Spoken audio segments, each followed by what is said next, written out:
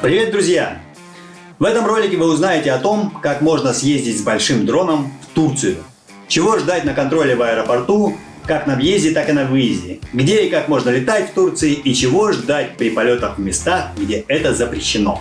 Делюсь своим опытом после первой поездки в семейный отпуск в эту интересную, красивую и гостеприимную страну. Если интересно, тогда вперед! Да! И не забываем подписаться на канал, а также поставить лайки или дизлайки после завершения просмотра. Ваши лайки – это топливо, которое дает возможность двигаться дальше этому паровозу.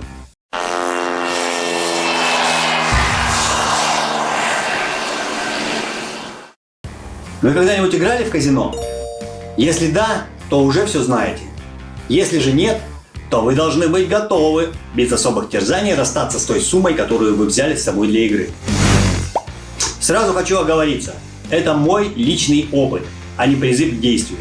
Если вы решите пойти по аналогичному пути, то вся ответственность за ваше решение будет лежать на вас и только на вас. Почему я акцентирую на этом внимание? Давайте начнем с того, что летать на дронах в Турции можно, но легально летать со своим дроном, приобретенным не в Турции, вы не сможете. Будь то маленький дрон до 250 грамм, будь то все остальные большие дроны. Да и для полетов на больших дронах, даже если вы решите приобрести такой в самой Турции, вам все равно потребуется пилотская лицензия, которую можно получить только будучи гражданином Турции. То есть иноагент получить ее не сможет. Речь идет о дронах более 500 грамм. А вообще на этом круг замыкается. Исходя из всех этих сложностей и заморочек, вариант попытки регистрации и какого-то легального ввоза дрона отпал сам собой. Осталось только выбрать дрон, который станет подопытным в этой поездке. Зина или Эва? Зина, который весит 970 грамм, или Эва, который весит почти кило 200? Зина, который стоит 50 тысяч рублей, или Эва, который стоит в 3 раза дороже? Выбор очевиден. За выбором тоже дело не встало. Тем более, что за несколько дней до вылета весь интернет кипел новостями про шпионов с российскими паспортами. И в какой-то момент вообще я чуть было не отказался от этой авантюры. Но в итоге мой новый, офигенно снимающий дрон Autel Evo 2 Pro остался дома. А проверенный и более дешевый Хапсан Zino 2 Plus засобирался в дальнюю дорогу. Итак, мы впервые отправились в семейный отпуск в Турцию. Это был прямой чартерный рейс Pegasus Touristic из Красноярска в Анталию. Надо сказать, все, кто уже имел такой опыт, свои дроны разбирали, и батарейки, и пульты брали вручную кладь, а сам дрон куда-нибудь в дальний угол основного багажа. Я поступил точно так же и дополнительно демонтировал лопасти в надежде на то, что в таком виде он сойдет за селфи-палку. На прохождении досмотра в аэропорту Красноярска у нас ушло совсем немного времени. И нигде никаких вопросов по нашему багажу не возникло. От слова «совсем». Я пронес несколько штук. Следующим этапом было прохождение досмотра и таможни в Анталии. Но тут я был приятно удивлен тем, что досмотра не было вообще. И приветливые таможенники, улыбаясь, распахнув перед нами гостеприимные объятия, сверили паспорта и сказали: проходите, выход там. Никакой таможни, ничего, просто приехали, получили багаж и все, и мы уже в Турции. И это все? Про полеты поговорим чуть дальше, а сейчас сразу закрою тему контроля в обратную сторону. Перед возвращением домой дрон был также расчленен по багажу, но бдительные турки не оставили без внимания мой рюкзак с электроникой, наполненный всякими банками, батареями, проводами, как сумка шахида. Меня распотрошили весь мой рюкзачок, вот этот, в котором лежат все батарейки, и на дрон в том числе. И все осмотрели, обо всем спросили. Сказал, что батарейки это пауэрбанки и нужны для YouTube канала. Короче, для нас, для наших нужд. Пришлось предоставлять его на досмотр. Доставал все сам, показывал, комментировал на своем ужасном английском. Пауэрбанки сошли за пауэрбанки.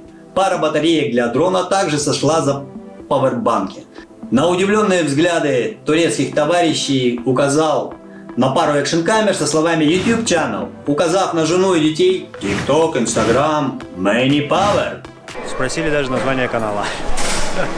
Не знаю, может быть, новый подписчик у нас появится на канале из Турции.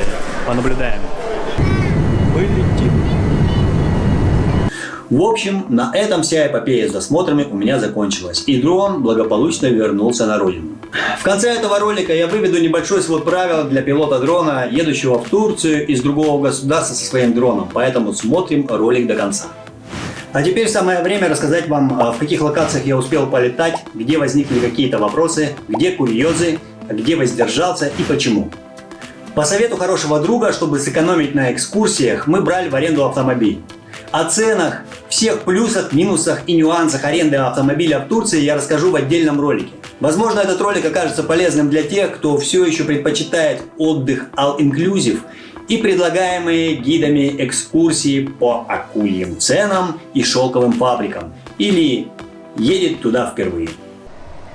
Дроны можно возить любого размера, вопрос в том, как их потом эксплуатировать. Ну, это мы посмотрим в ближайшее время. Первая локация, конечно же, оказалась пляжем возле нашего отеля. Тут, само собой, никаких вопросов ни у кого не возникало. Опробовал дрон после дальнего перелета, убедился, что с ним все в порядке. Было достаточно ветрено, даже приземный ветер задувал за десятку. Но тем не менее, картинка была прикольная, береговой прибой порадовал классными волнами и обилием белой пены. День спустя мы поехали в первую дальнюю поездку в Денизли. Точка интереса – Памуккале и древний город Иераполис. Дети были не очень рады тащиться от теплого моря за 300 километров хрен пойми куда, да и погода по мере приближения к цели начала показывать нам большую жопу. На въезде в Денизли тут большая кафешка с хорошей смотровой, по идее, должна быть. Погода шрекская вообще. Дождь идет, витрина, на улице 15 градусов. Ну ладно, об этой поездке постараюсь сделать отдельный видос, потому что рассказать есть чего. Поэтому не забываем подписаться. Так вот, в итоге с погодой нам сказочно повезло. Но ветер весь день дул немилосердно. Тем не менее, пару облетов я провел, и тут не обошлось без курьеза. А затем и первого страйка. Это второе место, в котором я хотел поднять дрон. Но на вершине очень сильный ветер. Сколько дует, Максим? 368 метров в секунду.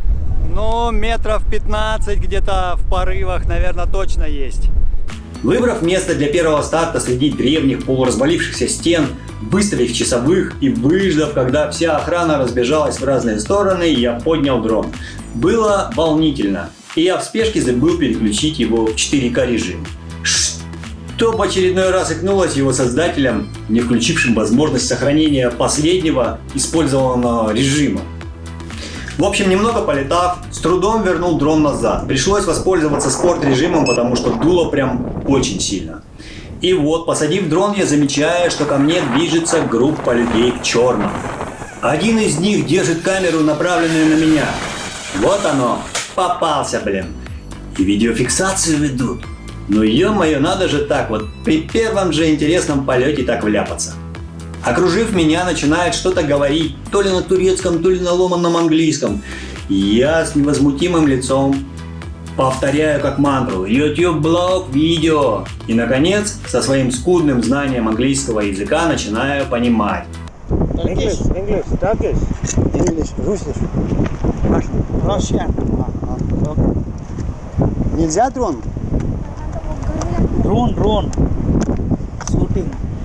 We want to take one shot from drone. Снять вам? One. Что у них свадьба, и они просят меня снять несколько кадров с дрона на разрушенном театре, куда они собираются переместиться. Выдыхаю. Объясняю им, что сейчас очень сильный ветер, но чуть позже пойдем туда, и на этом мы расстаемся. Второй запуск, как вы уже догадались, совершаю рядом с театром. Чтобы не привлекать внимание охраны, сам нахожусь чуть подаль, встав за небольшим каменным строением. В какой-то момент один из членов свадебной процессии подходит ко мне, и мы пытаемся снять то, что они хотят. Но поскольку дрон не имеет никаких датчиков, мне приходится показаться из-за своего укрытия, чтобы попытаться увидеть, не размажу ли я его об стены, отлетая задом. Все обошлось, я уже успел посадить дрон, и тут к нам подбежал уже настоящий охранник местных достопримечательностей. Вот облет амфитеатра у нас незамеченным не остался. Подбежал сейчас охранник, криками «Compli no drone». Пришлось быстро все это дело эвакуировать, собирать. Ну и сейчас просто... На самом деле он подбежал, когда ты уже... Да, я уже посадил, ну как бы был еще Можно было сказать, момент, что когда... я не знаю, кто-то летал, я только вот запускаю. Ту-ту-ту, все обошлось. Пару следующих дней мы провели в отеле, и я с удовольствием облетал отель и близлежащие пляжи. А дальше снова за руль и снова едем в интересные для нас места. Теперь мы добрались до Кемера и поднялись на гору Тахталы, высота которой над уровнем моря 2365 метров. Перед фуникулером, приобретая билеты, я попытался уточнить, можно ли будет вверху полетать на дроне, но меня с моим странным вопросом переадресовали к охране наверху. Несложно было предположить ответ, который мне дадут наверху, поэтому, больше не задавая лишних вопросов, поднявшись на смотровую, я расчехлил дрон и полетел. Мы поднялись наверх перед самым закатом, и упустить такие кадры было бы большой ошибкой. Отлетав батарею и уже уходя сверху, я получил ответ на свой ранее незаданный вопрос. Но для себя сделал определенные выводы. Короче, Олимпус телеферик — это не место для дронов. Я только сейчас заметил. Невнимательные русские. Я очень не знал об этом. Надеюсь, меня не внизу. Папа, смотри, что я нашел. Смотрим до конца, и я соберу все свои выводы в простой свод правил, которых лучше придерживаться безбашенному дроноводу, решившему нелегально летать в Турции. На следующий день наши неспокойные задницы неслись в Аланию, чтобы увидеть каньон Сапидера и пляж Клеопатры. Этот день был омрачен травмой руки, которую я получил в каньоне.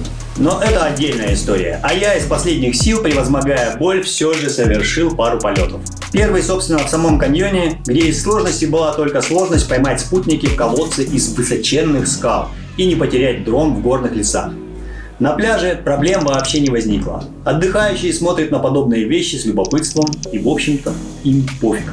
Очередной полет я полетал в городе Дебри, куда мы отправились, чтобы посмотреть на древний город мира и внутрискальные захоронения древних ликийцев. Тут, конечно же, отличный и совершенно пустой пляж доставили массу удовольствия нам всем и дрону в том числе. А вот непосредственно на территории музея летать я не стал, потому что сразу же на входе висела уже известная мне табличка.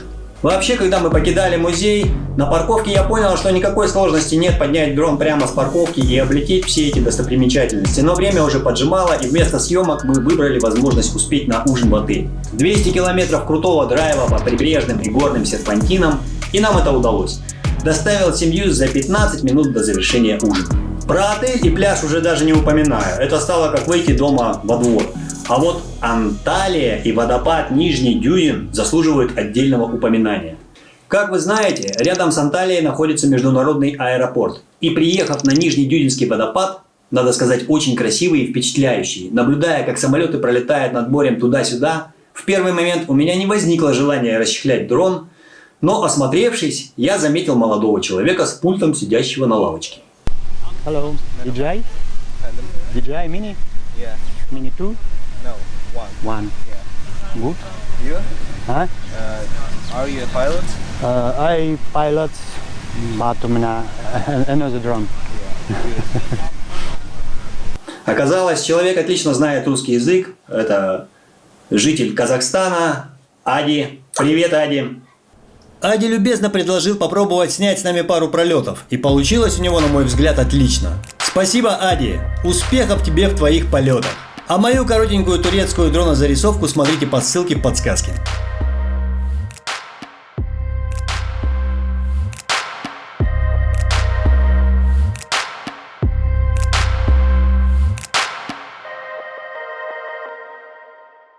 Он уже давно с семьей переехал в Анталию, живет там и летает вполне официально, сделав себе необходимые разрешения. Ну и учитывая то, что у него дрон весит всего лишь 250 грамм, ему и пилотскую лицензию-то получать не нужно было. А достаточно было сделать всего лишь custom unlock на сайте DJI для того, чтобы открыть необходимые зоны полетов на территории самой Анталии. При этом он указал высоту до 60 метров, потому что при попытке указать большую высоту такой возможности просто не было. Ну и напоследок мне удалось полетать над античным Сиде. Человекопоток там очень большой, но есть много развалин, среди которых можно затеряться и найти отличное место для старта, где вас никто не будет отвлекать. Ну а теперь, если вы все-таки решили рискнуть и все еще не передумали брать с собой дрон в Турции, могу озвучить следующие правила, которые у меня нарисовались за время моей поездки. Первое правило. Никому не говорите, что вы везете с собой дрон. Второе правило. Совершенно никому не говорите, что вы везете с собой дрон.